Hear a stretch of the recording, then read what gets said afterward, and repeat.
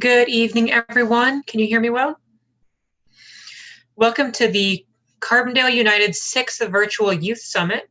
My name is Marissa Schubert, and I'm the Administrative or Executive Assistant at the Women's Center in Carbondale, Illinois. I'll be your MC this evening. We have a great program for you tonight about teen dating violence in honor of Domestic Violence Awareness Month, which is October of every year. We all know that adults aren't the only ones who face issues of intimate partner violence, and it's our hope that after tonight you'll have gained a greater understanding of teen dating violence, how to connect teenagers to resources that they need. We will be discussing resources provided at the Women's Center where I work and elsewhere near the end of this program. And I'd like you to please note that before we begin, the topics tonight may be sensitive to some viewers. There will be mention of intimate partner violence and sexual assault, and certainly if you need to take a break for your mental health, we encourage you to. So as for our schedule tonight, there are 5 sessions in today's summit. The first one is the culture that creates teen dating violence.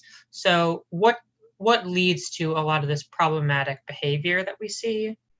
Risk factors and warning signs of teen dating violence are our second session, followed by teen dating violence in the LGBTQ community. We'll then follow up with a personal testimony about teen dating violence and wrap up with a review of a dating violence or domestic violence safety plan. There will be a question and answer Q&A after each presentation for a few minutes if anyone has questions or like clarification, or to try and get a hold of any resources that might be able to help you.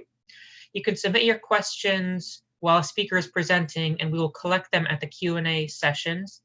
Erin Frey will be our chat moderator, and we will share this PowerPoint on the Carbondale United Facebook page so you can access the resources shared whenever you need to.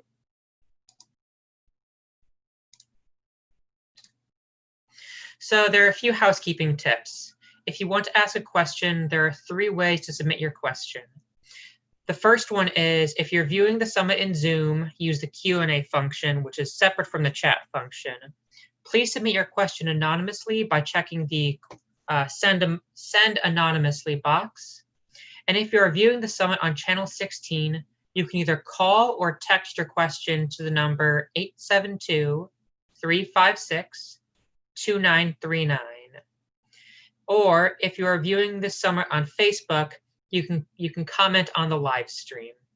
If you're having any sort of technical problem during this summit, please use the raise hand function in Zoom, if that's possible for you.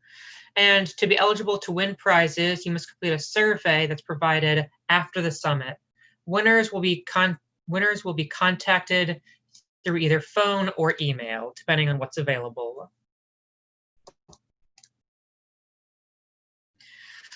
So this is the mission statement of tonight's summit and more Carbondale United in general.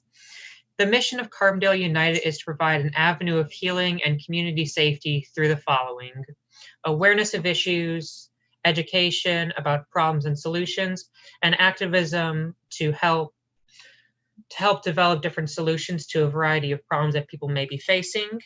Our goals ultimately are to eliminate gun violence and racism from our neighborhoods and to provide events that are inclusive and diverse to the community. We also have a great event coming up through the Southern Illinois Unity Coalition, and that is on this slide. It's on Friday, October 30th at 4 p.m. in Murfreesboro, Illinois, right across from the Jackson County Courthouse, and Nancy Maxwell is the contact for that. The number you can reach her at is 618-306-5885. So without further ado, let's begin our program. Our first speaker is Rachel Brenningmeyer. She will be discussing the sources of teen dating violence, who are the perpetrators, why does it happen, and how do people of different genders experience dating violence? And more so, what are a few things we can do about it? Rachel Brenningmeyer is a domestic violence children's or teen counselor at the Women's Center in our satellite office in Harrisburg, Illinois. She serves Saline, Johnson, and Jackson counties. She's also a licensed high school teacher, earning her degree at Southern Illinois University. So Rachel, thank you for joining us, and take it away. Hey, it's so good to be here. Thank you so much, Marissa. So I'm going to share my screen and get that set up before I start talking. All right. Can you all see that okay, panelists? Yep, I'm seeing head nods. Okay, so what I'm going to talk about today is the sources of teen dating violence. There's going to be a lot of information packed in here. There's going to be a lot of probably preconceived notions of dating violence, teen dating violence that maybe might be lifted for you. Teen dating violence is fairly new to research. The most comprehensive research we had was about 10 years ago is when we started getting some really good research on it. So we're learning more and more about teen dating violence all the time. I do have to tell you before I get started that I have a content warning on this because I will be discussing domestic violence and sexual violence, and it might be upsetting to some viewers. So like Marissa said earlier, if you need to take a break at any point, I'll let you guys know I'm going to be talking about these topics, but please take a break if you need to for your own mental health. Some language use. This presentation will use lots of binary gendered language, often due to the nature of the completed studies on this topic. So topics or LGBTQ studies on teen dating violence is fairly new. It's even newer than the research on teen dating violence itself. But we'll get into that and how it's not necessarily absent in the LGBTQ community. But a lot of the studies are very binary gendered. So, just keep that in mind as I'm reading these things. Like I said, gender nonconforming teenagers also face similar rates of teen dating violence and often have an added layer of obstacles to face as a person holding a minority identity. And we'll have a separate presentation for this.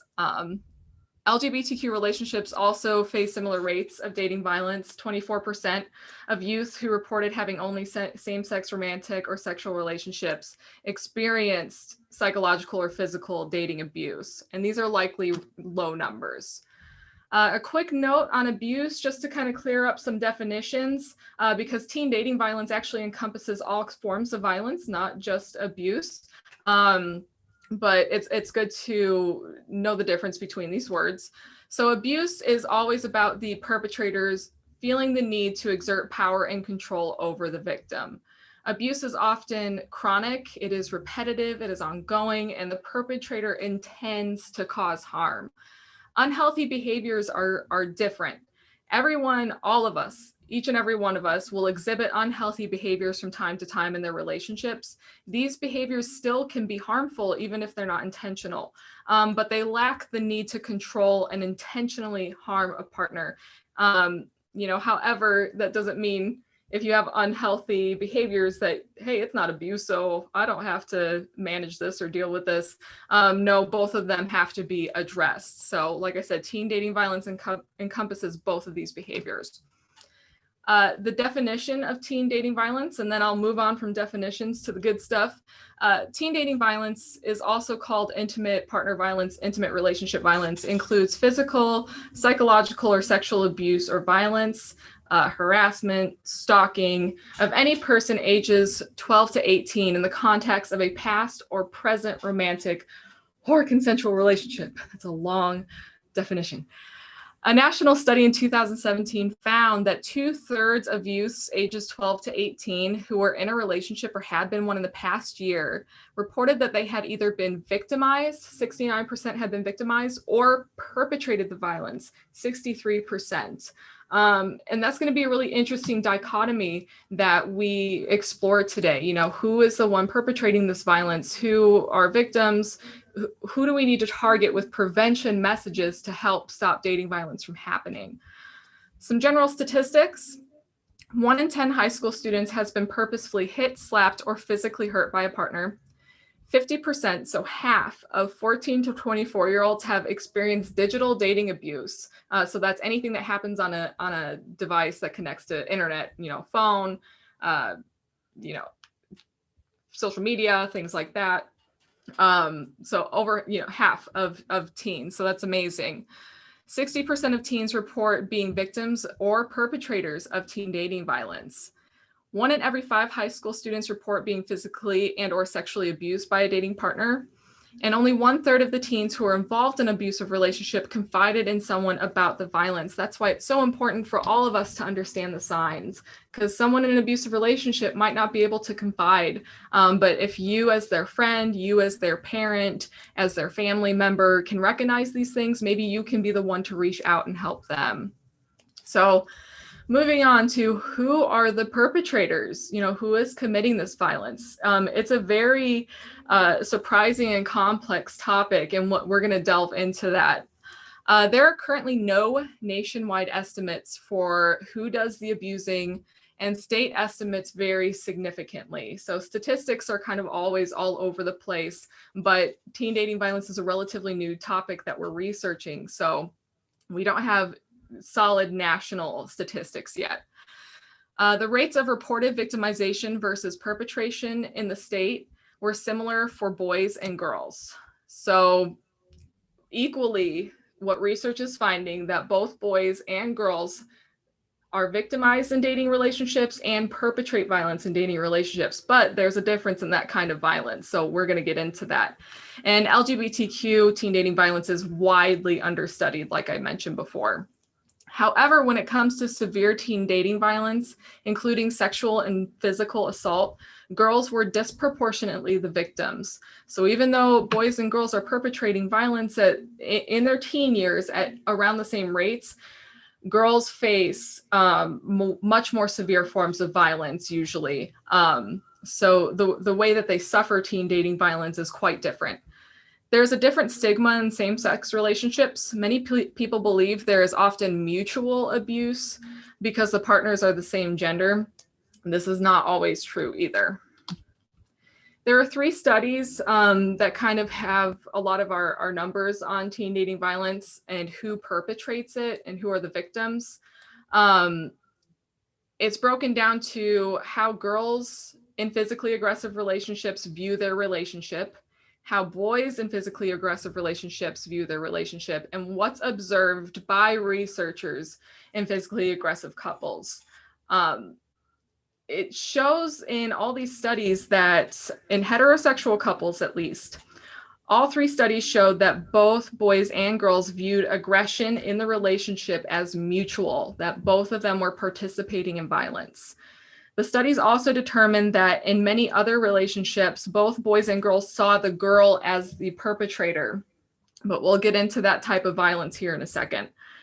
However, the study simply determined that girls were more willing to be aggressive in public and did not account for the different levels of violence that girls face. And so they found that boys were less likely to commit dating violence in front of someone, whereas girls felt more comfortable showing aggression in public. What to determine from these studies? It might be very surprising to see that, there's high victimization rates of boys and girls, that they're very similar. The findings from these 3 studies do reveal that frequently there is mutual physical aggression by girls and boys in heterosexual romantic relationships. However, when it comes to motivations for using the violence, and the consequences of being a victim of teen dating violence, the differences between them are pronounced. Although boys and girls report that anger is the primary motivating factor for using violence, girls also commonly report self-defense as a motivating factor. So I thought that was interesting that they included self-defense as a way to determine who is committing the teen dating violence. So I feel like these studies need to be, researched a little bit more. However, and boys also commonly cite the need to exert control. So those are quite marked differences. Boys are more likely to also react with laughter when their partner is being physically aggressive. And the findings, like I said, suggest that boys are less likely to be physically aggressive with a girl when someone else can observe their behavior. So these studies only measure the quantity of violence happening or the number of times a partner perpetrates violence, not the quality of violence, like how intense the violence is. Therefore, in relationships where it seems girls are perpetuating more violence than boys, we must take note of the intensity of that violence as well. And I bring these studies up because, these can be cited as, well, this is obviously, these graphs are showing that girls are obviously committing more of the dating violence in a relationship. However, that could be used in an argument. But it's good to determine that no, the quality of violence versus the quantity is vastly different, and there's vastly different consequences for that. So I just like people to be aware of the up-to-date studies that are done on this and what those studies mean. So these studies do not discredit those who are victims of relationship violence. It merely helps us to understand who professionals and caregivers need to target when it comes to educating teenagers about relationship violence. And all that boils down to is people of all genders need to be educated on how to have healthy relationships. And people of all genders have the capacity to learn how to be better partners. So all that means is everyone needs this education, right? It's not just, one or the other. Everyone needs to learn how to be a healthy and safe partner. And most people want to know that. Teen dating violence differs from adult partner violence in that there is somewhat equal power. So we wonder, why are the perpetration rates so fairly even? And that's because in at least teen relationships, teenagers in heterosexual relationships, and I'll get into LGBTQ relationships here in a minute, have relatively equal power. So one difference, like I said, between adolescent and adult relationships is the absence of elements traditionally associated with greater male power in adult relationships. Adolescent girls are not typically dependent on romantic partners for financial stability, and they're less likely to have children to provide for and protect. The interesting thing is the power differences become much more pronounced when partner violence happens in adult relationships. So instead of fairly equal shares of victimization, it becomes 1 in 4 women experience intimate partner violence and 1 in 9 men, as opposed to, an even number. So it's interesting, as people grow older, that power difference, grows wider as well. And we see where it's more of female victimization. And like I said before, women and girls are much more likely to face severe types of violence regardless of age. The consequences of this, though, and content warning, I'm going to mention suicide in this slide. Girls experiencing teen dating violence are more likely than boys to suffer long-term negative behavioral and health consequences, including suicidal thoughts, depression, cigarette smoking, and drug use. However, when boys do experience severe teen dating violence, they are much more likely to go through with completing the act of suicide. And men generally have a higher suicide rate overall. So just things to note. We will go into risk factors, warning signs, and consequences more in depth in the next presentation. So I'm just glossing over that. So where does this need for aggression come from? A lot of that comes from lack of relationship experience. So inexperience in communicating and relating to a romantic partner might lead to the use of poor coping strategies, including verbal and physical aggression. A teen who has difficulty expressing themselves may turn aggressive, sometimes even just starts out playfully to show affection, frustration, or jealousy. A recent study in which boys and girls participated in focus groups on dating found that physical aggression sometimes stemmed from the inability to communicate feelings and a lack of constructive ways to deal with frustration. However, this does not excuse violence, right? Especially severe forms of psychological and physical violence. So we're seeing a lot of this violence is coming from a lack of knowing how to communicate, being so frustrated that you're unable to communicate. You are finding unhealthy ways to, communicate what you're trying to say. Teens also become more realistic in their relationships as they age.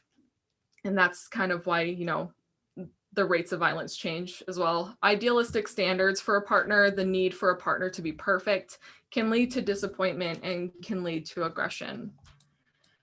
Another avenue in which aggression in teen dating violence stems from is the influence of peers.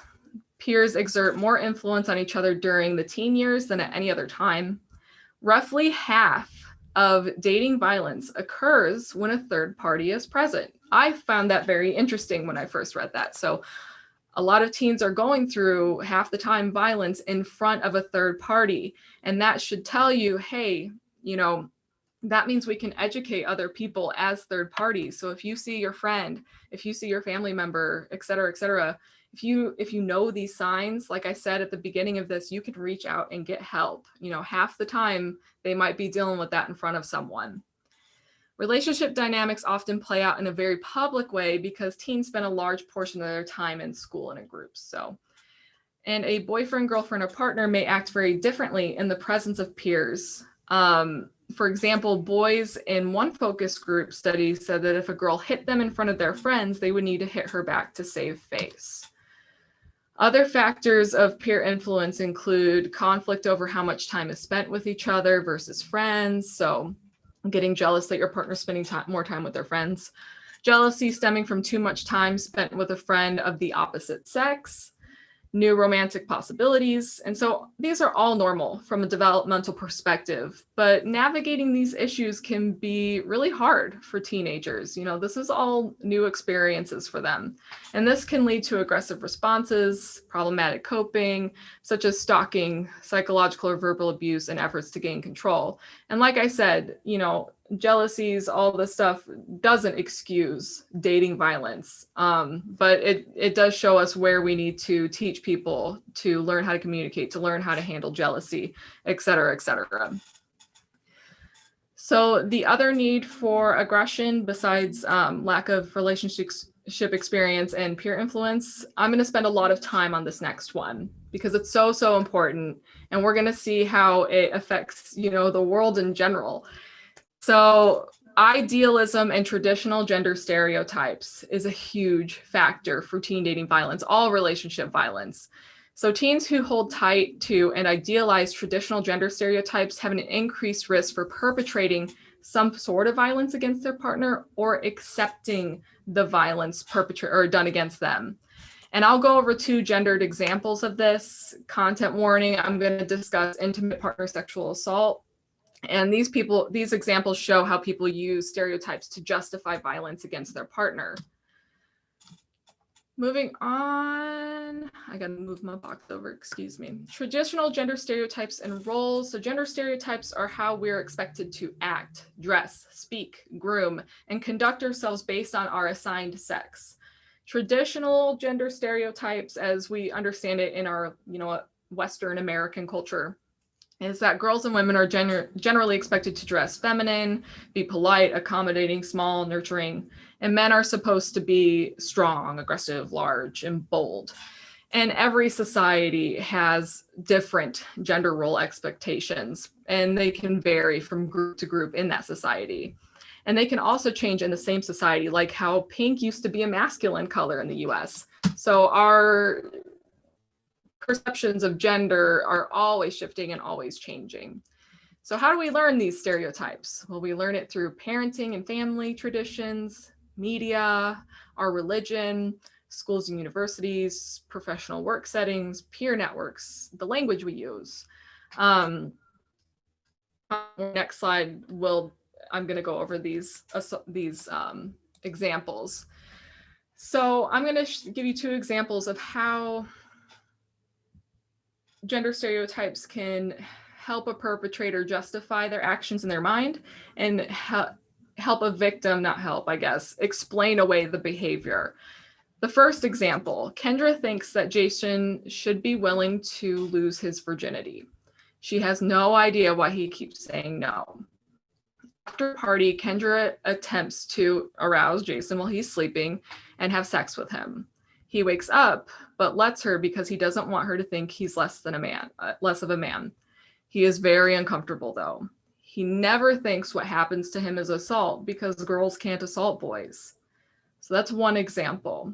And things like this do happen. And it's very uncomfortable to talk about, but it's very necessary to talk about because, this is why boys are less likely to disclose assault, because there's this stereotype in their mind, I can't be assaulted because I'm a boy.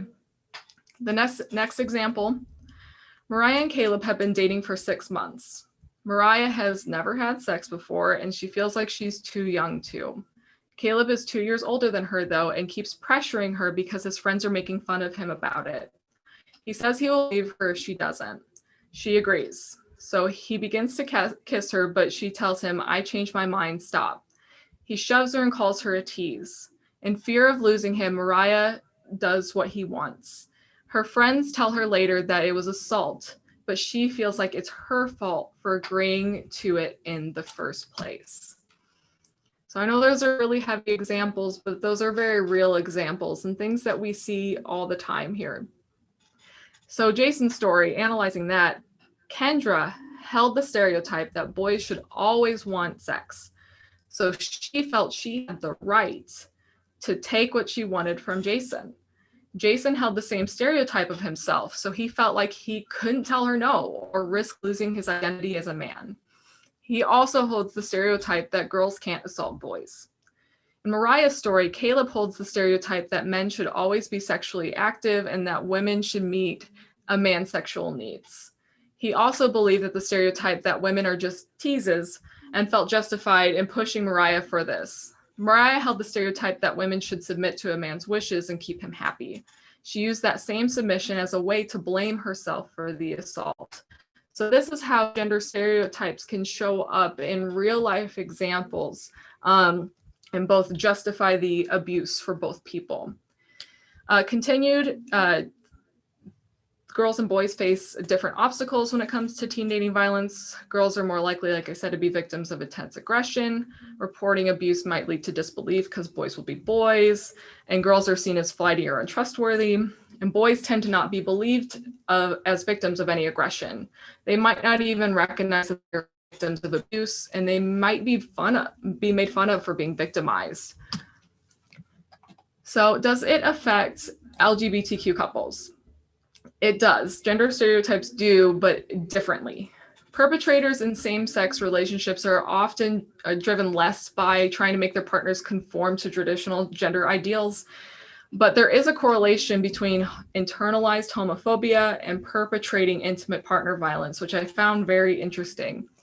And what that is, it's a long word. Internalized homophobia is what happens when we take the biases, prejudices, and hatred towards LGBTQ people reinforced by society and turn these biases inward back on ourselves and people like us often unconsciously. It's a form of self-hatred, and a lot of minority groups have to contend with this. Internalized homophobia is learned through our culture that enforces traditional gender stereotypes. And people who internalize these negative messages can take those feelings out on their partner. And if they're the victim, these internalized messages can cause victims to think that they've earned their abuse because they're a part of this demographic. These stereotypes also affect access to help for LGBTQ survivors. So people assume that women can't be abusers, so there's no way a woman could abuse her wife, girlfriend, or partner. People assume that if there's abuse going on between two men, they both must be perpetrators. People may think that gender nonconforming people deserve their abuse for not adhering to traditional gender roles. LGBTQ people might feel like women's shelters or DV shelters don't serve them adequately. And people in these relationships might not want to solidify the stigma against them, so they don't seek help, which is very common, like I said, among all minority groups. Lastly, how gender stereotypes affect LGBTQ relationships is biphobia and transphobia. So bisexual people and trans people, in particular bisexual or trans women, are at increased risk for all types of partner violence. Bisexual and trans people are doubly marginalized. They're sometimes not recognized by cis, lesbian, and gay people as a part of their community. And simultaneously, they're stigmatized by cis heterosexual people for not adhering to traditional gender norms. The assumption that bisexual people use straight passing privilege leads to the fact that a lot of lesbian and gay people believe that the victimization of bisexual people is not as serious as that of lesbian and gay people. And bisexual and trans people are often subjected to corrective abuse by heterosexual people as a means to make them straight. And there's violence rooted in traditional gender roles just in general. And I promise I'm getting to wrap up. Traditional gender roles are often patriarchal and created to benefit men, but it's not the case. You know, these things end up hurting everyone, not just women, as we saw in Jason's example. These gender roles are the basis of so much of our relationship violence and one of the main reasons for relationship violence. And traditional gender roles are often the basis of violence everywhere. Research shows that on women, peace, and security provides strong evidence that gender equality is associated with more peaceful and stable outcomes in different nations. So I'm not going to go over all these because I know we're running short on time. So violence against women is a predictor of whether a society is generally prone to conflict. The higher level of violence against women, the more likely a country may not comply with international norms and treaty agreements. Higher gender equality corresponds to with a country's lower likelihood of using military force to resolve disputes. And countries with low human rights standards, including low standards regarding gender equality, are more likely to have militarized or violent interstate disputes. So these traditional gender roles affect people internally, they affect other people's relationships, they affect us on a global level. So it's very important to recognize these things. Some other factors that cause perpetration, and then I'm wrapping up because I talked your ear off. Research shows the tendency for dating violence overlaps with victimization. And there's other factors that cause perpetration, like believing that it's acceptable to use threats or violence to get one's way, problems managing anger or frustration, low self-esteem, witnessing violence at home in the community, observe domestic violence from parents, and like I said before, learn traditional gender stereotypes.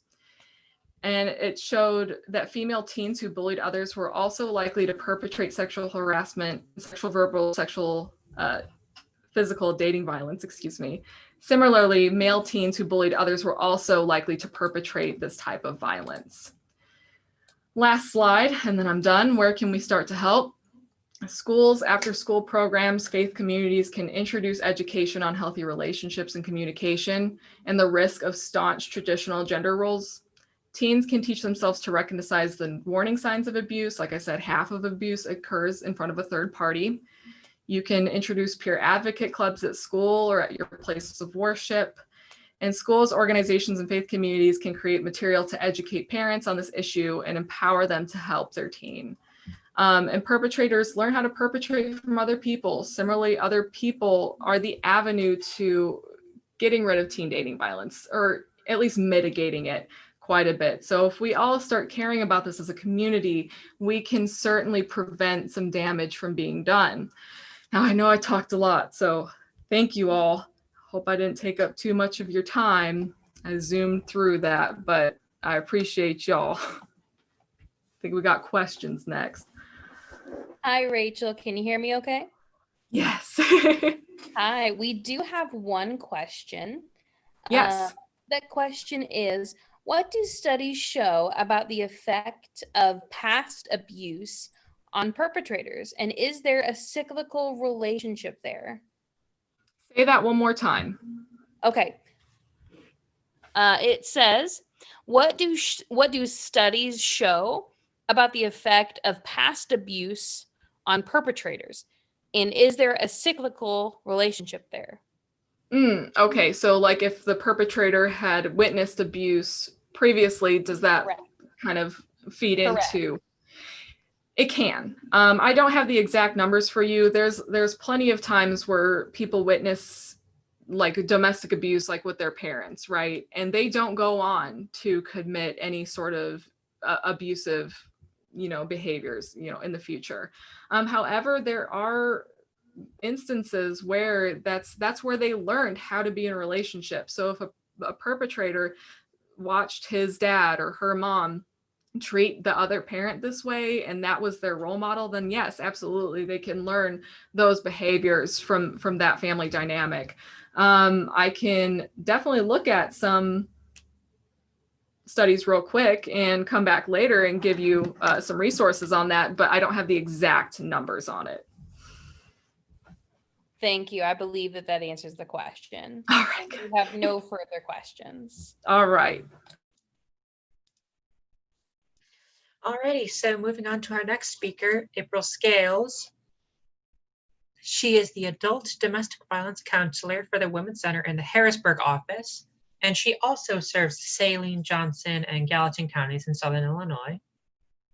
April will be discussing the warning signs and risk factors of teen dating violence, and we'll learn a bit about what signs to look out for in a relationship that may indicate that they're unhealthy or possibly abusive. And we'll also delve a little bit into the risks associated with being in this kind of relationship. So April, all yours.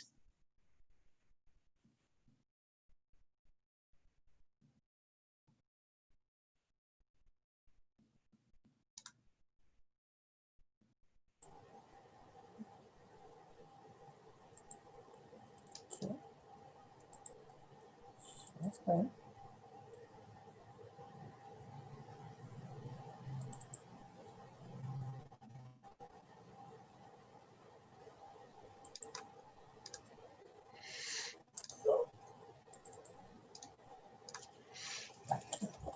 Okay. Hello, everyone. I'm April Scales, and I appreciate you all tuned in tonight for our summit on teen dating violence. And as Marissa said, I am the adult domestic violence counselor at the Women's Center in Harrisburg. So I would like to give you all some early warning signs of domestic violence in the teen dating environment. First of all, there could be excessive jealousy between the two teens. This would mean they can be excessive jealousy over their peers, excessive jealousy of the individual interacting with their opposite sex, or just jealous in general.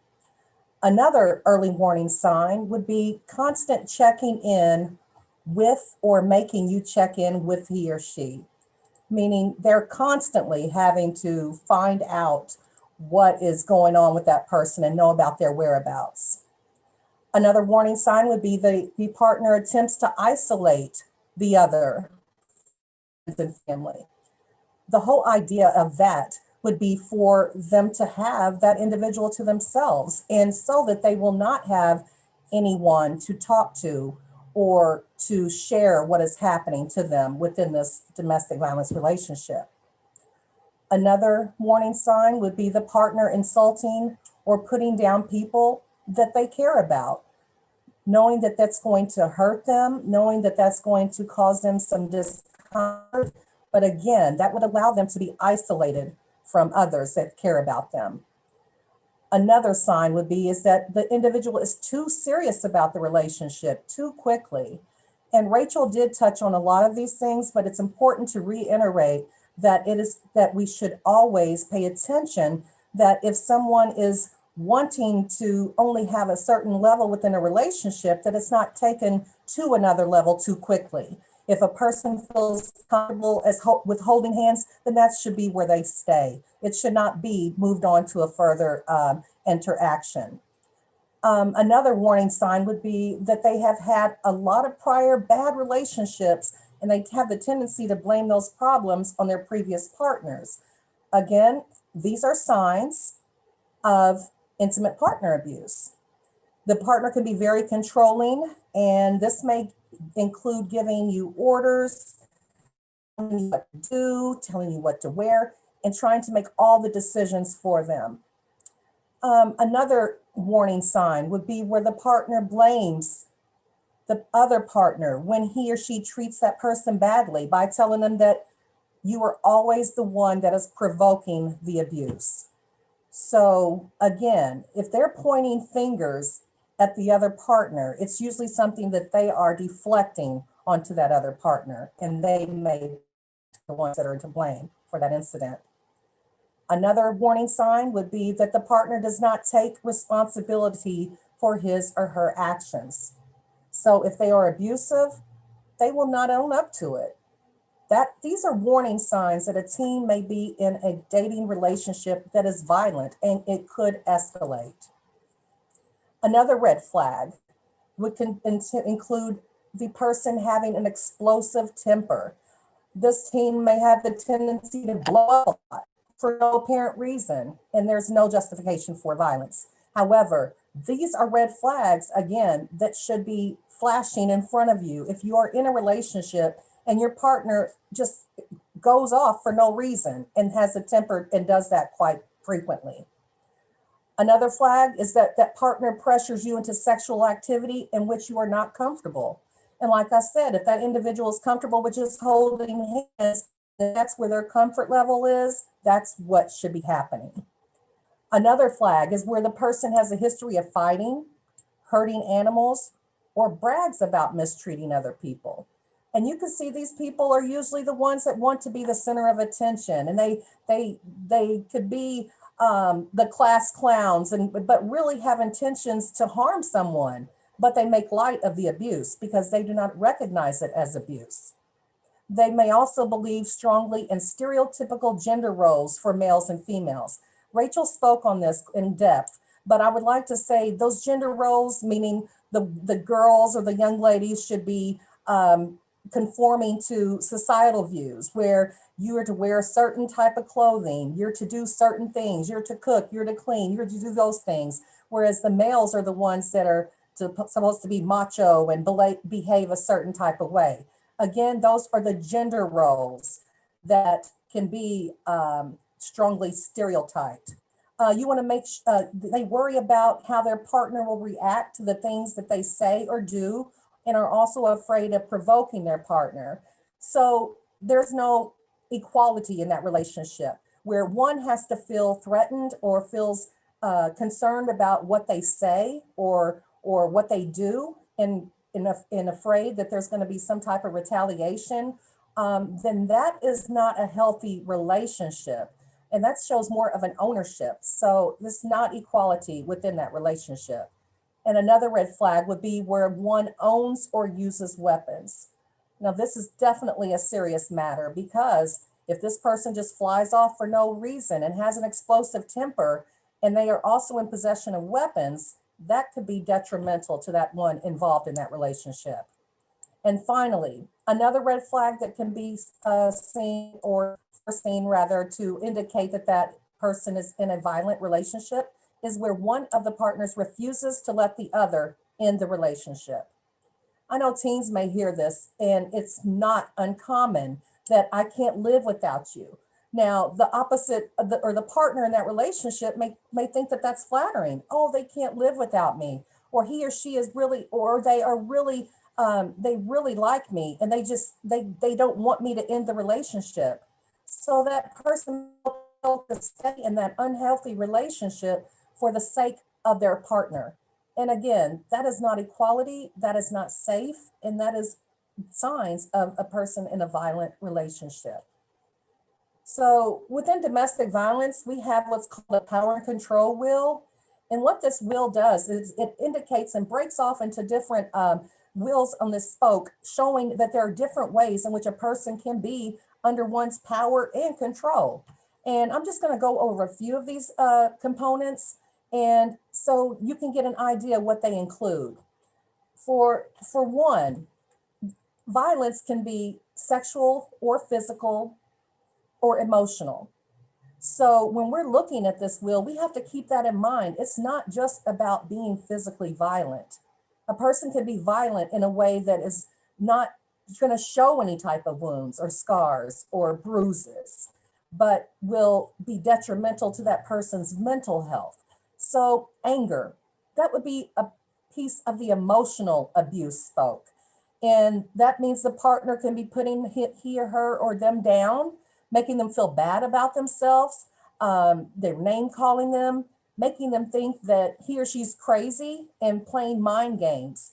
Another strong emotional abuse factor would be where that person is humiliating the other in front of others. So the humiliation in itself can be a form of emotional abuse. Here's one that's often common in teens, and this is the use of social media or social status, social status, where the partner makes the other feel like a servant, where they are the ones that makes all the decisions, and they are the ones that they're the ones that define the men's and women's roles, as I mentioned earlier. Another component is the intimidation factor. And that's making someone afraid just by using looks or gestures or actions. You know, I have the tendency to equate this to that look where your parent would give you that look. If you were acting up and that look you understood, it meant to straighten up. Well, that was a term of endearment, I'm sure. And however, in a relationship where it's already unhealthy, it's not equal, and there are other signs of intimidation and power or control over one, that can be a sign to mean you're going to get it later, or you're going to stay in your place, if you will. Another factor of power and control within a teen dating relationship would be minimizing, denying, and blaming. And that's where the partner may make light of the abuse, act like nothing happened, and not taking it seriously, saying that the abuse happened because he or she actually caused it. Again, the person is not taking ownership of their own abusive behavior and actions and saying that he or she caused it, and that's why I behave that way. Threats.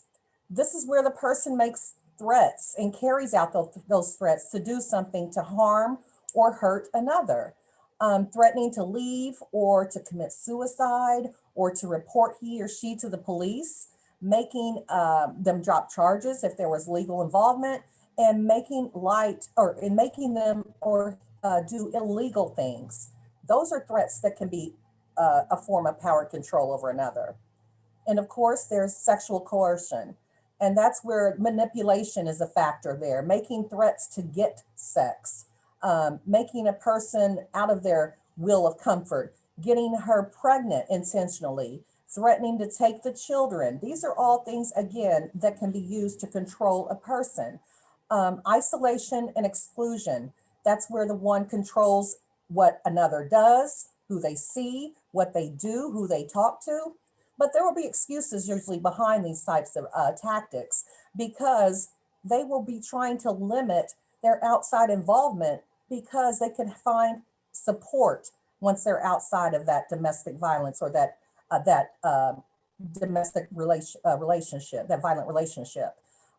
If you have someone to talk to, you're more likely to become more educated and understand things as to what these tactics actually mean and what it means to be in an abusive relationship. And they use this jealousy as a way to justify the actions of isolating and exclusion. Well, I don't want you to hang around that person because they have a bad reputation. And I don't want you to have that reputation. So I just want you to stay around me. Or you don't need to hang out with them. They're bad. I don't think you need to hang out with them. I don't want you to look a certain type of way to others. And finally, there's peer pressure. And that's where the partner will threaten to expose someone's weaknesses or spread rumors or telling malicious lies about an individual to their peer group. So basically discrediting them and ruining their reputation. So again, all of these tactics are used to maintain power and control over another in a violent relationship. But we don't want to ignore the red flags. We also understand that there are physical signs that may be relevant and prevalent in a teen dating violent relationship. Some physical signs that can be seen, if you will, would be one experiencing an unexplained or sudden illness. All of a sudden, they become ill. They're not wanting to participate in things. They change in their physical appearance. They may look tattered or worn out. They may feel that they have to not appear as their happy-go-lucky or a vibrant self. They may be starting to wear more makeup or stop wearing makeup altogether, depending on what their partner believes is appropriate. They may be made to wear certain types of clothing, maybe baggier clothes so they won't show off their figure, even in a modest manner, or making sure that their shirt's buttoned all the way to the top. I don't want anyone to see what you have to offer. And it's, again, it's a way to justify, to justify that control that they want to have over their partner. Another physical sign is one may experience depression and overall personality changes. They've just become introvert all of a sudden, or they complain of being depressed to some of their intimate friends. They may seem passive or withdrawn. They may have they may frequently self-blame themselves or depreciate themselves because they feel worthless due to what's been told to them. They may have frequent bruising. There could be self-harming behaviors in there, such as cutting, hair pulling, etc. And finally, another physical sign that one may be involved in a teen dating violent relationship would be the use of drugs or alcohol in excess. So if one was not accustomed to doing these things and they find themselves in a situation where they don't feel that they have someone to talk to or feel that there's a way out, they may resort to these types of things. And of course, these are harmful and just could be as harmful as being in that relationship itself. So it's important that we also, when we share these signs and symptoms, whether it be physical or some signs that may be attached to peers, is that we let you know that there are also resources out there that are available to you. So a sign attached to peers, meaning that person may isolate themselves or basically lose their friendships, where they once were involved with their friends and would do things as a group. They may find themselves isolated from all of them and want no involvement with their friends. They may even isolate from their family altogether. Their moods change, and there could be an overall personality change together. The person may become a bully or maybe begin to be bullied. So again, these are signs that can be attached to their peers, and you can see these signs. Another sign is that they're concerned that everyone can tell the abuse is occurring. So even if they just walk into a room, they may feel that someone else can tell what's going on, and that may not be the fact, because there may not be enough people educated about teen dating violence to identify these signs. But if you're listening to what I'm saying and understanding these warning signs, then you will be able to identify, and you can actually begin that conversation or dialogue with the person who may be a victim of teen dating violence. And finally, a sign that is apparent in class. Now, I know a lot of you all are home doing social distance learning, and you may not be in school right now. However, when the time does come that you notice things about an individual, you notice that their behavior may have changed, you notice that they may have turned introvert all of a sudden, you notice that they may appear depressed, but you can also notice the smaller things, like that person being often late to class more often, or does not attend class where that wasn't their regular self, or that person may be passive or compliant, or just maybe withdrawn altogether. And again, if you see this person on a daily basis in class and you notice these changes, there's a reason behind these normally. The person could be failing grades, and that again wasn't their normal self, their practice. There could be expression of gendered belief system, where again, they have conformed to that gender role that their partner has placed on them. And finally, that person may have the parents a sign that they are worried the abuser may track them down because they miss class, because they don't want others to see or feel that they've been abused, or they're just not attending class altogether.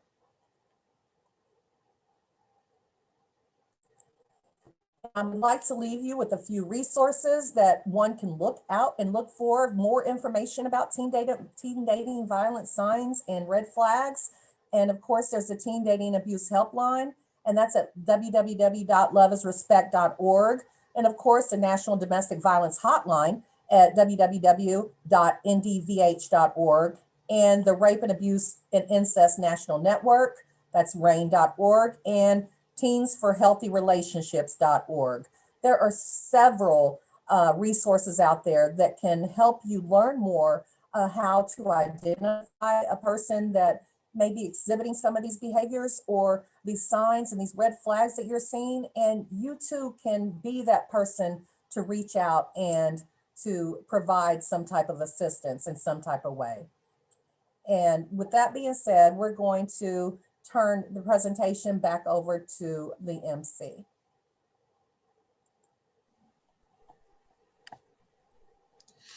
Hi, April. So thank you so much for your presentation. Thank you. So do we have any questions from the chat, over the phone, or over Facebook? We don't No have, questions over the phone. Yep, no questions right now over Zoom either. Okay. Faith, any over Facebook Live? None. Don't see any. All right. Well, in that case, shall we move on then to Megan?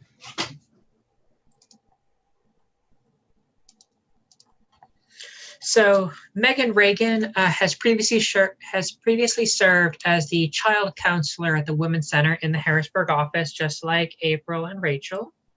She is now the CT3 Trauma Training and Care Coordinator for Centerstone in Southern Illinois. She'll be discussing teen dating violence and how it impacts LGBT youth particularly. She'll go over some of these identities and how they can complicate and intensify dating violence. So Megan, floor is yours. Okay, thank you very much. I'm gonna get my screen ready to share here. Okay, awesome. Let me get this going. Today has been a day of technical issues, let me just say that. So let's cross fingers here. Not really sure why that is not presenting. Let's see here. Let's go. Let's try this.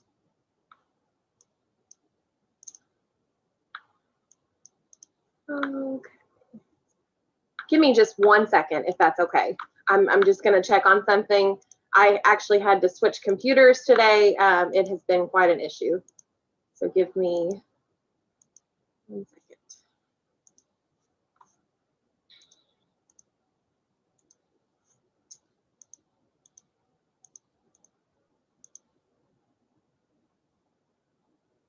Do not know why that is not opening. Okay.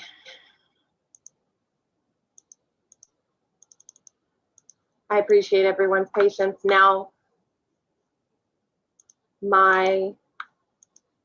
nothing is working. Oh boy. Okay, I just had this up a second ago. Let's see if it works. Here we go.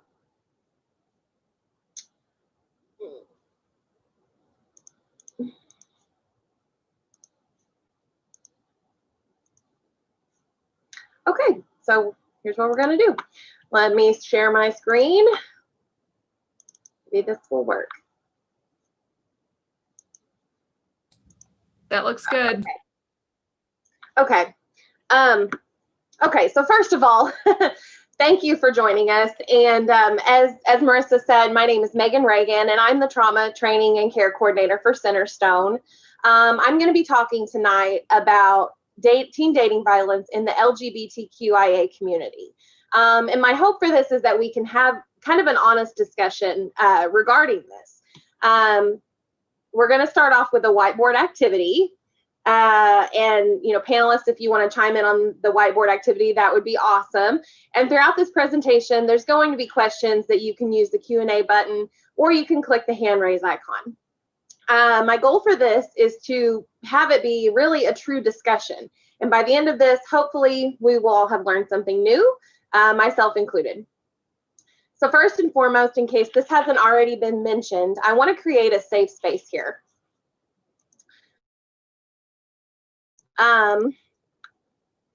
Sorry. Everything that has been talked about already tonight has, could probably be considered a sensitive topic. But I want us to be able to have this conversation without fear of judgment or discrimination.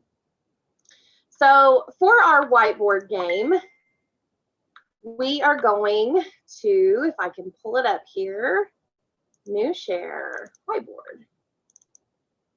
Okay. So on one side here, we're just going to play a little bit of like a word association game, okay? Whenever you think of LGBTQIA, I want you to put just kind of what comes to mind in this space underneath here. So you should be able just to kind of click on it and then add in something, or if you don't feel comfortable doing that, you could put something in the Q&A as well, and then maybe Erin could let me know, and then I will be able to type that in there.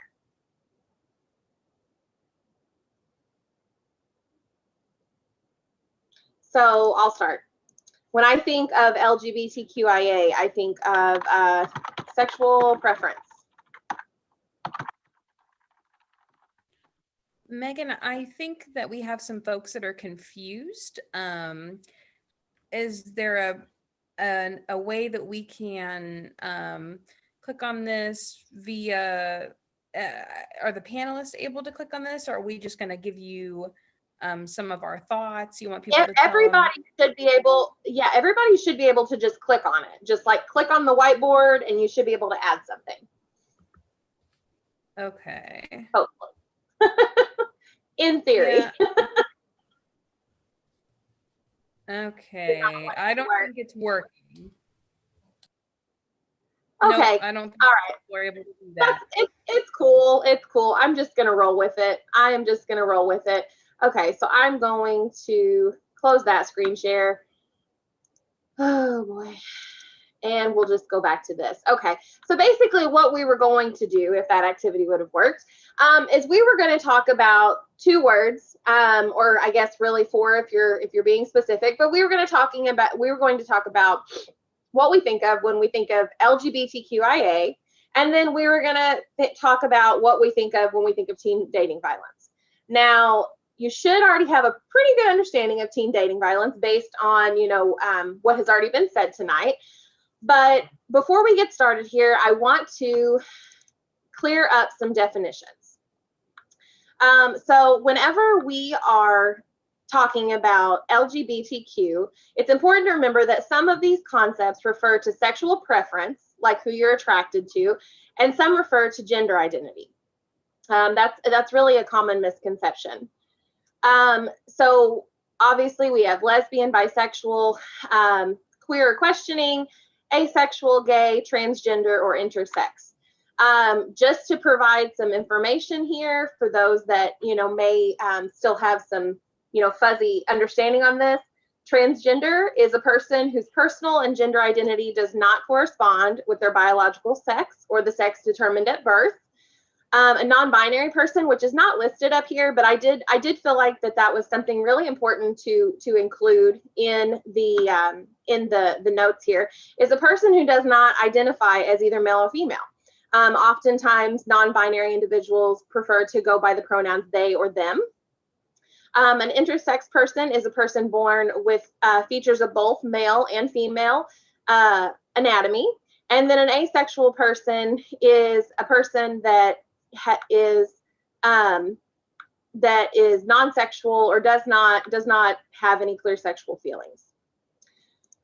So now that we have a clear understanding of what we mean when we say LGBTQIA and teen dating violence, let's talk about prevalence. So I pulled this chart here regarding just the number of teens that have been in a romantic relationship of some kind. And then I have this wonderful quote over here that says, for the first time, we know that some 1.3 million kids, or roughly 8% of all high school students in America, report being lesbian, gay, or bisexual. We make these distinctions because studies have shown that teenagers in the LGBTQIA community experience teen dating violence in a very different way than their heterosexual and cisgendered peers. If my slideshow was working right, I have all kinds of cool transitions, so I'm kind of bummed about that, but it's okay. So this would be my first question. As you already know, we're here to talk about teen dating violence. We've been talking about it. The topic of teen dating violence in the LGBTQIA community is one that is not discussed often enough. So what do you think are some of the differences between heterosexual teen relationships and teen relationships with members of the LGBTQIA community? So this would be an option for someone to chime in or to put, an idea in the Q&A box. Or panelists, if you want to say something, that would be okay too.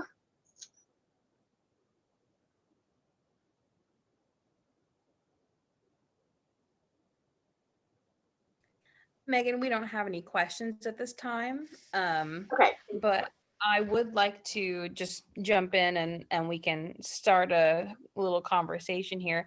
I think yes.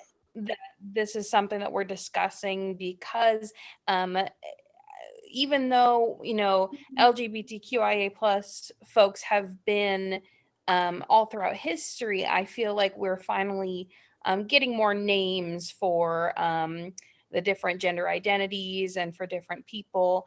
And it's still fairly new that a lot of us are coming into contact with. And I think that because of that, maybe that's why we're discussing it more often. And it's not that we should have been talking about this whole time, but maybe because, we are finally getting words for how people feel and relate. Maybe that is why we are discussing this more frequently. Yeah, that is a really great point, Erin. That's really good. I agree. I think our language has come a long way. I also think we still have a long way to go, and we have a lot. Society as a whole has a lot of unlearning to do. So just that's great, and that's absolutely true. But the reason why we are discussing teen relationships in the LGBTQ community is because the differences in the rates of teen dating violence the LGBTQIA community experiences is significantly higher than that of the heterosexual community. So let's just look at some numbers. As is often the case, members of the LGBTQIA community have experiences that are very different from their peers because discrimination and misunderstanding can often be a part of their daily life.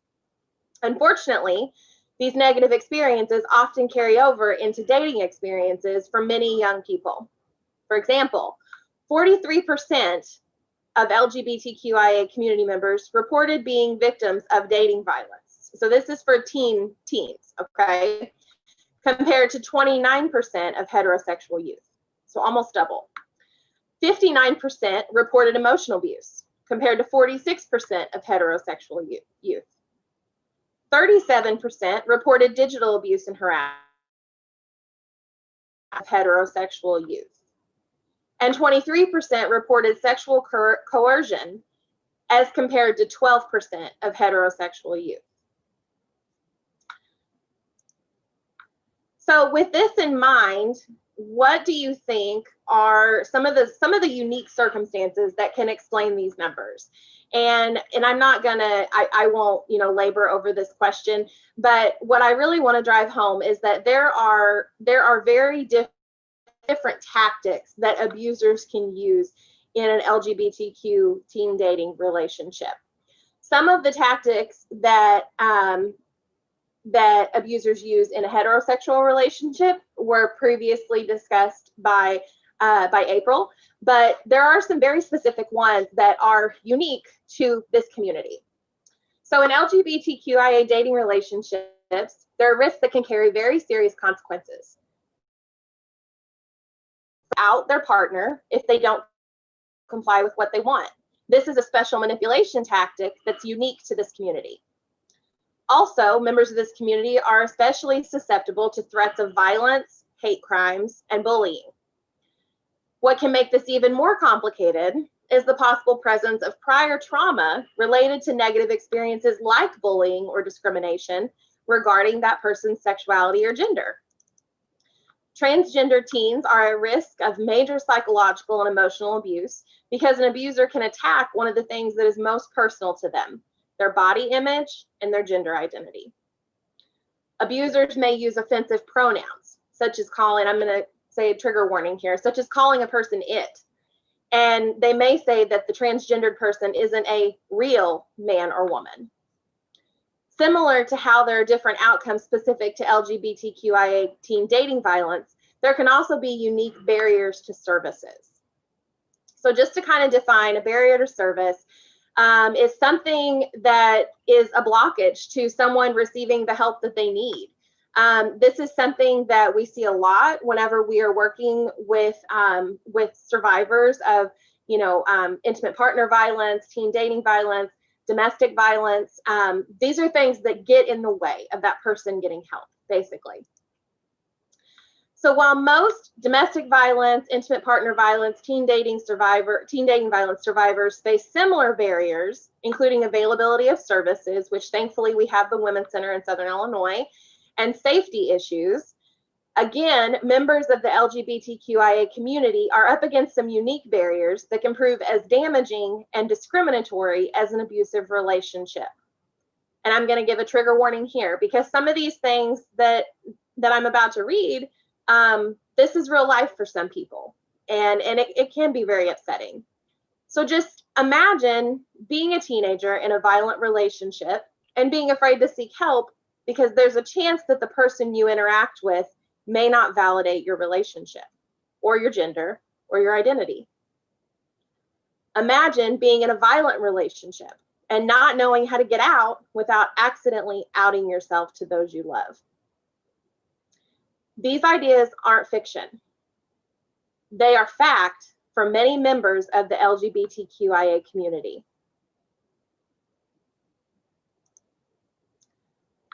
So given this information about the unique circumstances that can occur in an LGBTQ teen dating violence relationship, what kinds of long-term effects do you think can happen? Do you think these effects would be the same as a heterosexual TDV relationship or as something that a cisgendered individual may experience? Again, I won't belabor that question.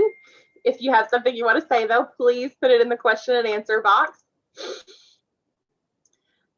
Exposure to violence in any form is not a passive experience. And I'm going to say that again because that's a really important thing to remember when working with anyone who has been in a potentially violent situation. Exposure to violence is not a passive experience. When someone is exposed, especially repeatedly, to violence from the person that they love, trust, and care for, there can often be negative consequences or outcomes. LGBTQIA teens may experience new or increased anxiety or depression, school failure, drug and alcohol related issues, or an increased risk of suicide or suicide attempt. To sum it up, this community is especially vulnerable to trauma. Trauma is when something we experience overwhelms our ability to cope. For instance, trauma can look like physical abuse from someone. It can look like a car wreck. It can look like a violent dating experience. It could be witnessing a violent act. There are a lot of things that can cause trauma, and there are a lot of things that contribute to how we are affected by trauma. But how long those symptoms or that experience of feeling that trauma lasts and how much it impacts a person varies greatly from person to person. What we do know is that members of the LGBTQIA community experience a higher prevalence of PTSD and depression. These are two struggles that are often associated with trauma exposure, both in the long term and in the short term.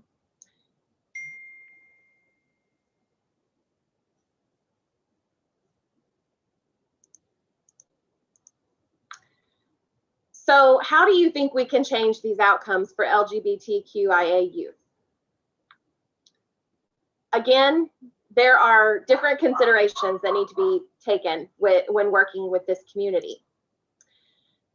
Is there anything that can be done to change the outcome of teen dating violence in this community? If you didn't listen to anything else during this presentation, this part is what you need to hear. This is the actionable piece of information that could potentially save a life. This slide has two pieces of information for two different crowds. Some of us may fall into the member category and some of us may fall into an ally category. No matter where you fall, the most important truth is that we must create a safe and inclusive system of support for these people. Everyone has their preferred method of self-care, and not everything works for every person. And on this slide, you'll find self-care ideas from members of the LGBTQIA community.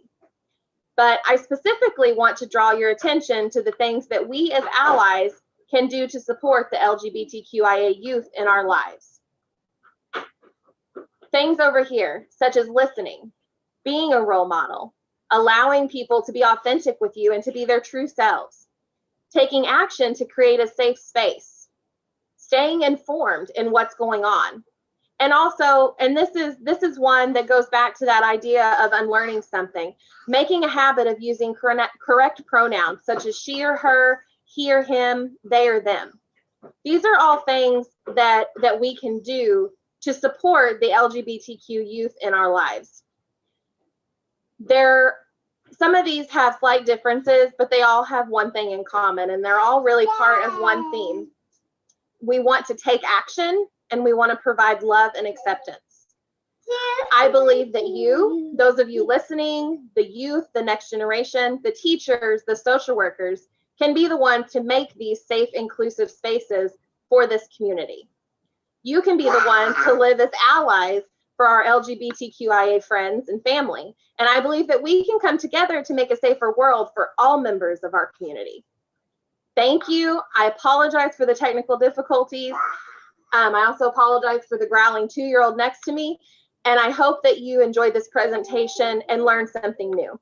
I love hearing what you think. So if you learned anything, please leave it in the Q&A for me, or if you have any questions, I would be happy to answer those. And now I'm going to give it back to our wonderful MC, Marissa. Okay, so Marissa's internet is being spotty, so I am taking over as MC. We love technical difficulties. So hi, I'm Rachel again. Nice to see you all. So Megan, thank you so much for that presentation. We really appreciate you being here. Do we have any questions in the Q&A? I don't have any in the phone. Rachel, right now we don't have any questions, but if anybody wants to say anything, of course they are welcome to, but at the moment we do not. And that is all right, because we still have a couple more things to get through, and we've got some great information coming up still. So thank you, Megan, so much again. We just have 2 more segments coming up before we finish today. Next up is Patience. She is a high school student from Carbondale. She offered to speak with us today about her past experiences with teen dating violence. And discuss how she coped with living through that. And we're so happy that she's here today. After Patience, Megan will be back on again to go over something called a safety plan for teenagers in an abusive relationship. But for now, before we get to safety plans, thank you so much for joining us, Patience. And we can leave it to you now. Okay. Hi, I'm Patience. I'm gonna share my story today. My story does have a lot of trigger warnings, content warnings. So here I go. So I was 13, he was 16, and we met at church, and the relationship was going well until it didn't. So he began coming over, we started dating, he began to come over, and he would touch me, like, my chest area, and I told him that I didn't want, I wasn't comfortable with that. So he'd stop, and then he'd do it again 30 minutes later. So it was like he ignored everything, like he just didn't care. And he'd continue to do it, like he'd continue to come over and he'd do it, and I'd text him about it. And he said that since he was my boyfriend, he could do whatever he wanted with my body and, basically with me. And I, at 13 at the time, I didn't know what teen dating violence was. So I thought that was just how it was supposed to go. So I kind of was like, okay.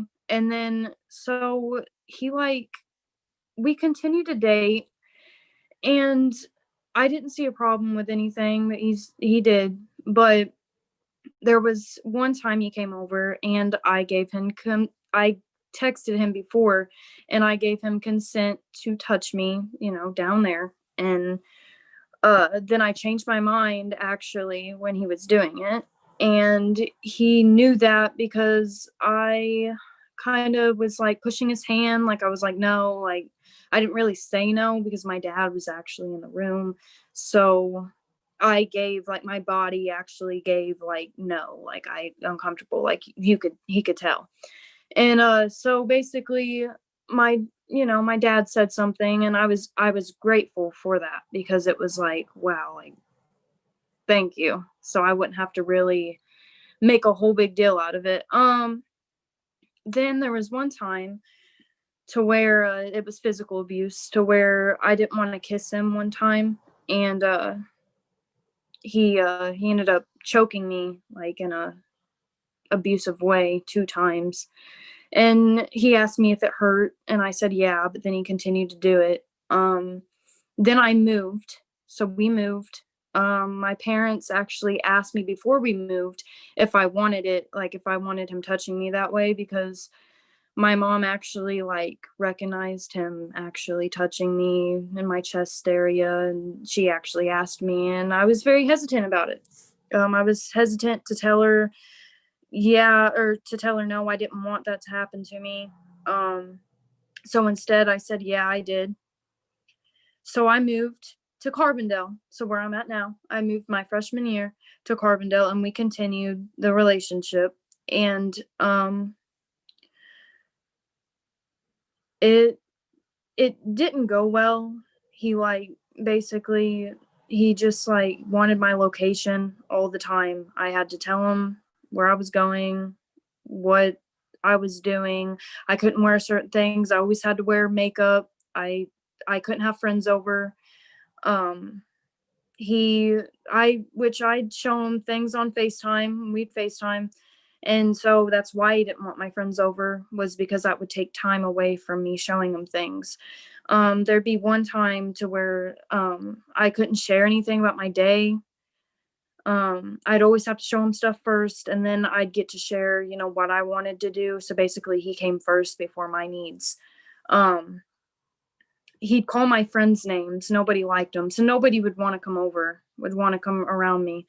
I couldn't wear certain things. He'd cuss at me if I did. I mean, the reason that it did end, though, was my mom caught me, and then I continued the relationship on my tablet that I had. I got my phone taken away, and he just wanted nudes from me after that. He didn't really care if I was in trouble or not, or how I was feeling after I got in trouble. I continued. There was also self-harm. I self-harmed in the relationship. I told him, he didn't care. He was like, whatever works for you. Basically I just got tired of trying to please him all the time. So that's basically why it ended. I just blocked him. I was like, I couldn't do this anymore. And he tried to manipulate me because I promised him forever we were going to get married, and I had a purity ring at the time. And he also threatened to rape me. Trigger warning, threatened to rape me.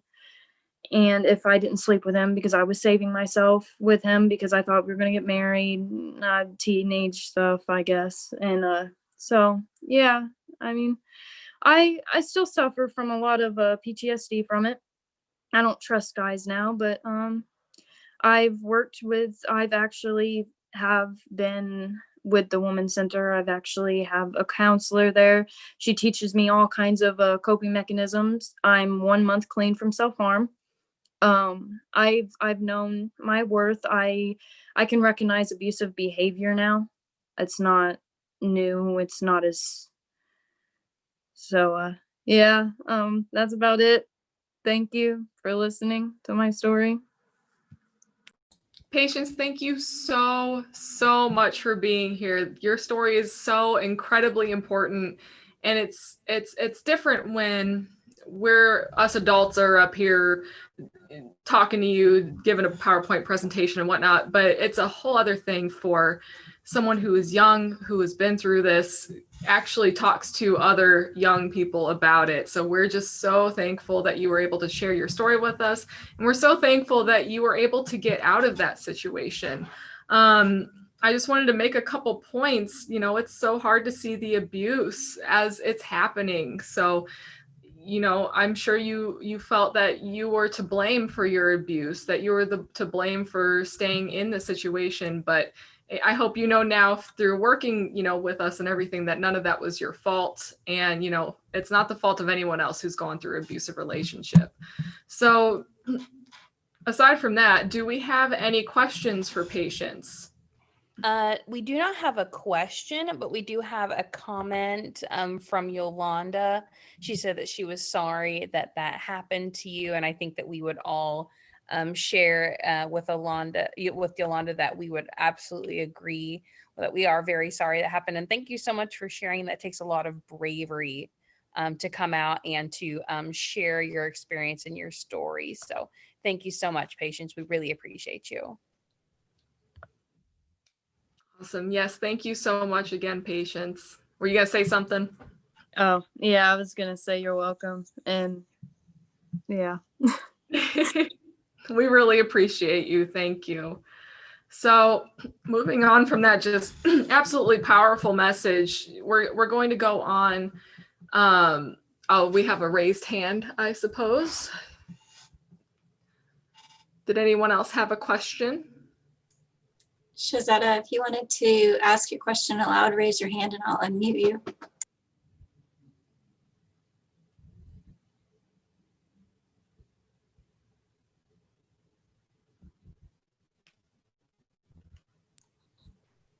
Okay, Shazetta, I'm going to allow you to talk. You are unmuted. Did you want to ask a question out loud?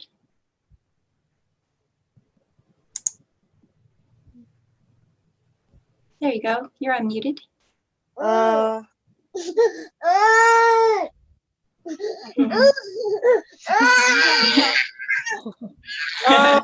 got that baby. I know Patience. I know what she's been through because I've been through the same thing what she was going through. So I feel her pain and what she was going through at the time. Thank you. Thank you for expressing that. Yeah, I have a daughter, a 1-year-old daughter, so I'm going through the same thing like she going, but I don't talk to him. So I know how she feels and stuff. Yeah. And we're hoping that you are, you know, you're safe and that you're moving on from that experience. Just thank you so much for reaching out, especially, you know, to Patience, just to show her, you know, that she's not alone either. So if you ever need any help with anything, you know, we're right here as well. We'll put our information at the end too. We're just so thankful that, you know, you were able to go through something like that and come out of it, you know, and be okay. So thank you so much for being here. Okay, thank you. Yep, I'm going to mute you again. Please do anybody, please reach out to the Women's Center if you are experiencing domestic abuse. That's available to women, to men, to anyone of any gender at all. Yes, and you don't have to be currently experiencing any abuse. You know, if there's any any counseling that anyone would need after going through something like that. You know, we offer free counseling for things just like that. So yeah, yes, please reach out to us if you need anything at all. Moving on, we're going to go through our last segment, which is about safety planning. So if you are in an abusive relationship, if you know someone in an abusive relationship, this is a very important segment to learn so that you know how to get out of these situations safely. And after this, we'll discuss resources at the Women's Center and wrap up our evening. But for now, please welcome Megan back to discuss safety planning.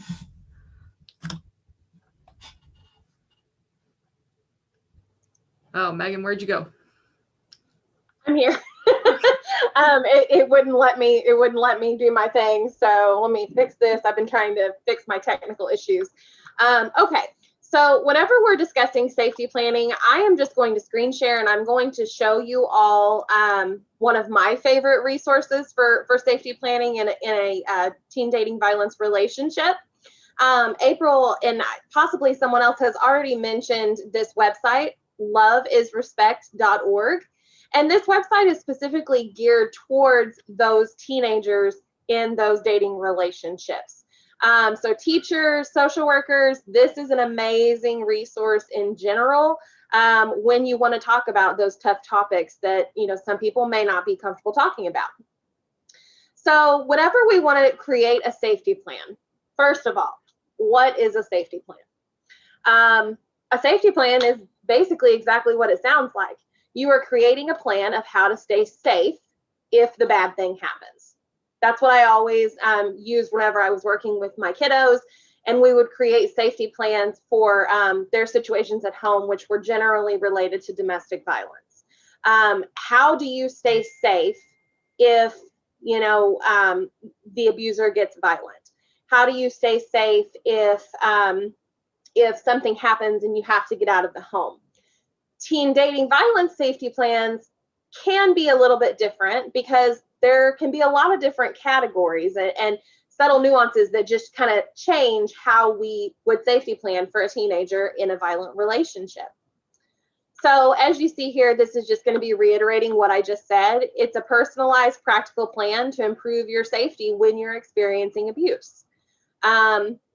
So we are going to look at some of the safety planning options on this website. And I'm hoping you can see this. Sometimes Zoom, are you able to see my new screen here? Can someone tell me? Yes. Yes, we can see you. Okay, perfect. Okay, so to create a safety plan, we are basically helping someone start their path to creating a safer place. So here, hold on, let me find it. Where did it go? The link for building, here we go, an interactive safety plan. Okay. So there are different, this is not the page that I wanted to go to. Okay, so I'm just going to tell you, there are different types of safety plans for teenagers. There is a safety plan, and I saw these templates the other day and I had them, but there's safety plans for what do you do if, let's just say, your abuser leaks your nude photos? How are you going to handle that?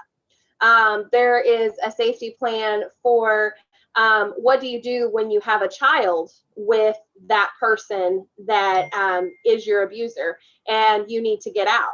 Because there can be different implications if you're a teenager.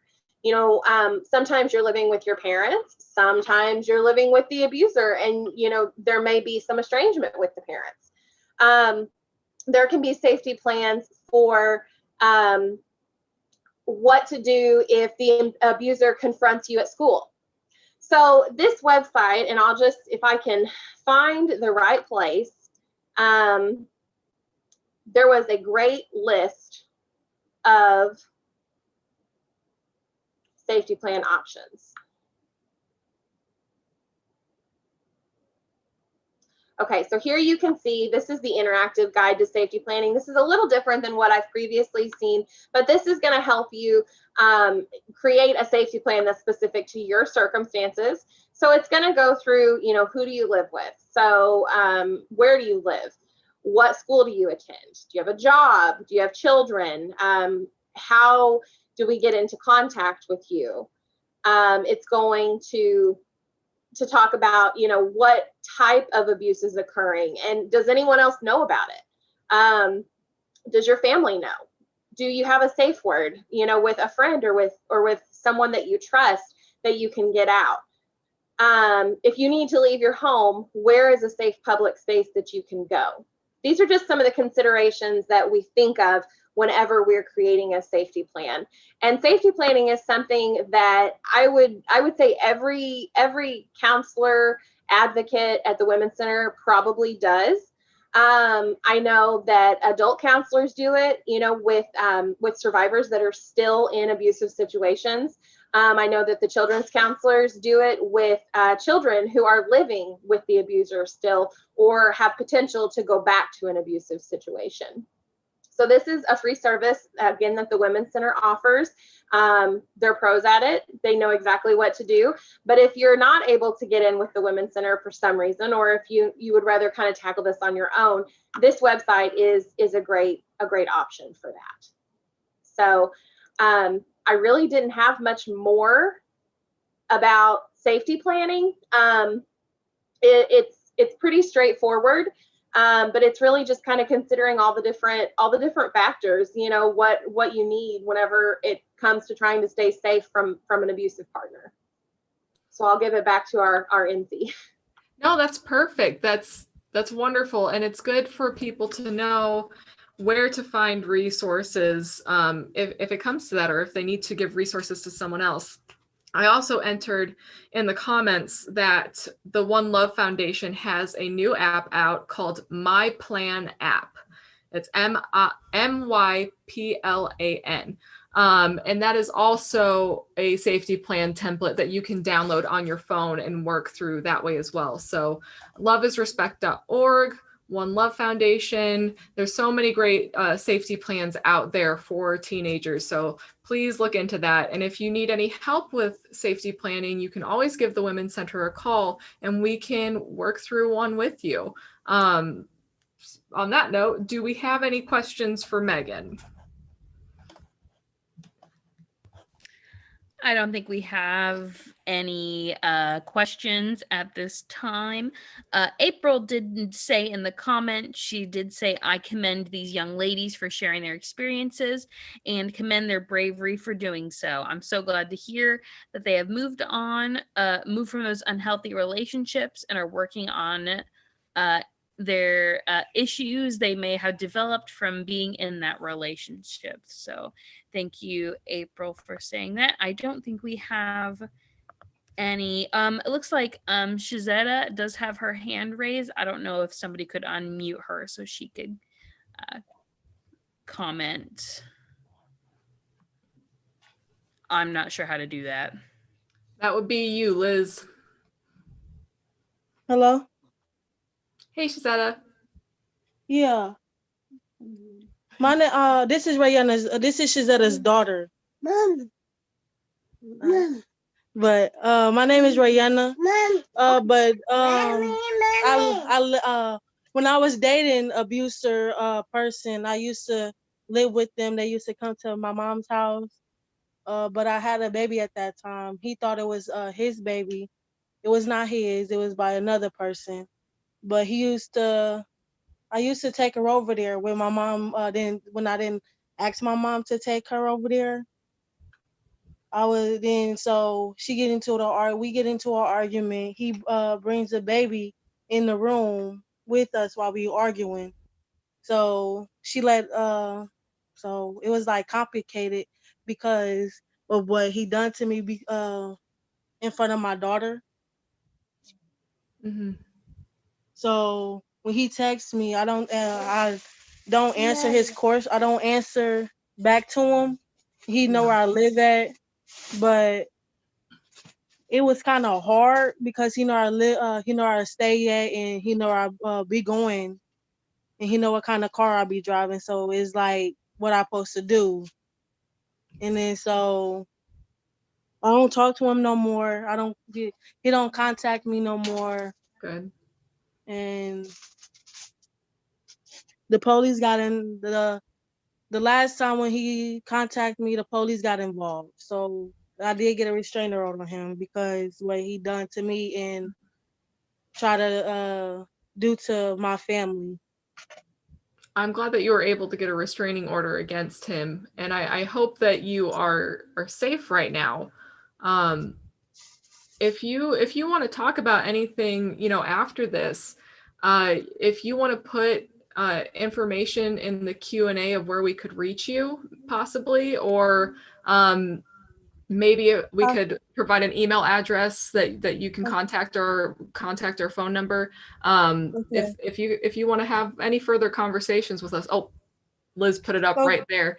This is where you could reach us at if you would like to have any more conversations with us in the future. Is it a blue paper thingy that's on here? Yes, and the number is 1. Okay. That is our hotline, and if you call our hotline at some point, they can direct you to whoever you need. So counselors, or if you have trouble with him in the future, safety planning, things like that, you give that hotline number a call, and we can get you connected to who you need to get connected to here at the Women's Center. Okay. Okay. But thank you so much for being here today. Thank you. Okay. So we're wrapping it up now, guys. Like I said, if you need to get a hold of us, here's our information right here. Here's our hotline. You can also, I made this slide. I should have put our office phone number as well, but you can look that up. We have offices in Carbondale, Marion, and Harrisburg. So depending on where you live, you can Google the Women's Center, Marion, Illinois, Carbondale, Illinois, or Harrisburg, Illinois, and you'll be able to get our information. So thank you again, everyone, for joining us. Before we leave, I just want to go over our services real quick so you know what we offer. We offer counseling for both domestic violence and rape crisis services, individual, group, and family counseling. Our services are free, so our counseling is free. Available for children, teens, and adults of any gender, and free, like I said, free and confidential. We offer advocacy, legal, medical, and general advocacy. Advocates are available to meet survivors at the hospital to provide clothing and advocacy if someone has dealt with a sexual assault.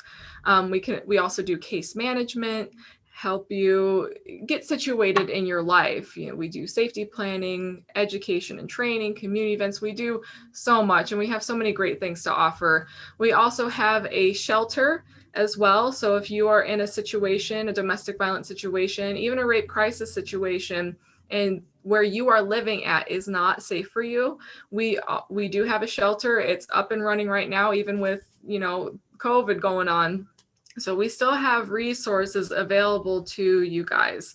I believe we have some more raised hands.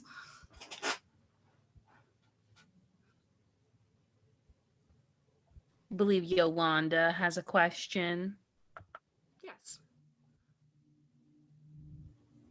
Yolanda, if you are unmuted, you're welcome to go ahead and answer.